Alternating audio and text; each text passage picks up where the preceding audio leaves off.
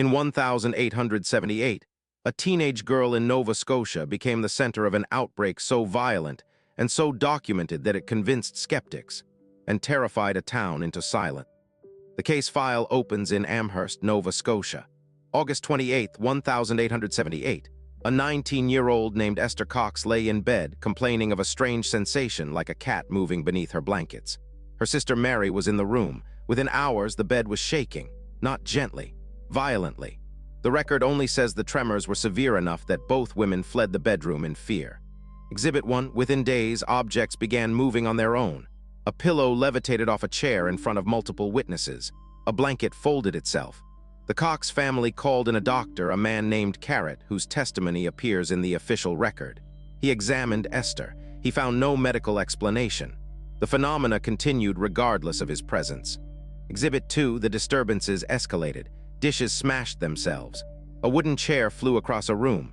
Scratches appeared on Esther's skin, long, deliberate marks that seemed to materialize without any visible cause. Visitors to the house reported witnessing these scratches forming in real time. The town began to talk. Some called it demonic possession. Others whispered about fraud. By September, the phenomena had drawn crowds. Neighbors camped outside the Cox house. Journalists arrived from Halifax. The local minister attempted an exorcism.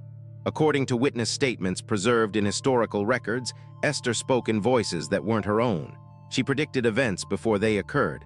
She claimed to be tormented by an entity that called itself Bob Splitfoot. Exhibit 3, physical evidence mounted. A piece of wood was allegedly thrown through a window with such force that it embedded itself in the frame. The Cox family's kitchen erupted with activity, pans clattering, food spoiling instantly, heat sources igniting without explanation. A fire started in a barn, another in the basement. Each one was extinguished before spreading, as if controlled by some intelligence. The skeptics arrived next.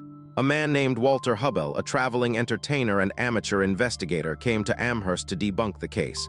What he documented instead became the most detailed account we have. Hubbell lived in the house for over a month. He kept notes. He interviewed witnesses. He observed phenomena he couldn't dismiss. Exhibit 4, Hubbell's account describes objects moving in ways that defied the known physics of the time. A chair rose several feet off the ground, rotated, and descended gently.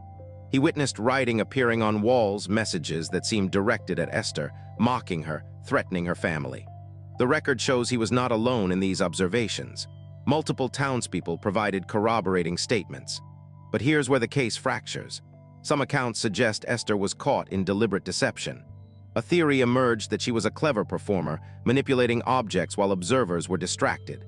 Yet the record shows that even when Esther was bound, restrained, or separated from the objects, phenomena still occurred. The explanations don't align with the documented evidence. Exhibit 5.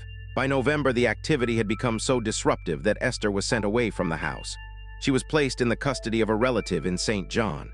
Within days, the phenomena stopped entirely. The disturbances didn't follow her. They remained localized to the Cox household. This detail is crucial. It suggests the phenomena were not simply a product of Esther's presence or psychology. The theories multiplied. Some researchers proposed electromagnetic anomalies. Others suggested mass hysteria. A few ventured into the paranormal, but the record resists easy categorization. What makes the Amherst case distinct from other poltergeist accounts is the sheer volume of independent witnesses and the specificity of their testimonies. Hubbell later published a full account, The Great Amherst Mystery. The book became a sensation. It was reprinted multiple times. It drew international attention. Spiritualists claimed vindication. Skeptics claimed it was elaborate fiction. The truth, according to the historical record, remains unresolved. No definitive explanation emerged that accounts for all the documented phenomena. What happened to Esther Cox afterward? The record grows sparse. She returned to Amherst. The phenomena did not resume. She eventually moved away, married, and lived a quiet life. No further disturbances were reported. In her later years, she refused to discuss the events of 1878. Whether she was protecting a secret, protecting her peace, or protecting herself from further scrutiny, we don't know. The Amherst case files remain open, not because evidence is lacking, but because the evidence itself is contradictory. We have documented testimony from credible observers. We have physical evidence of disturbance. We have a clear timeline. Yet none of it resolves into a coherent explanation that satisfies both logic and the facts on record. Some historians dismiss it as folklore inflated by distance and repetition. But that dismissal requires ignoring the contemporaneous accounts, the letters, the newspaper reports, the investigators' detailed notes. Others treat it as genuine paranormal activity.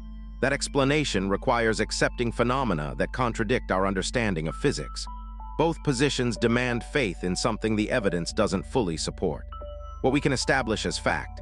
In 1878 in Amherst, Nova Scotia, a series of documented events occurred that multiple independent observers couldn't explain.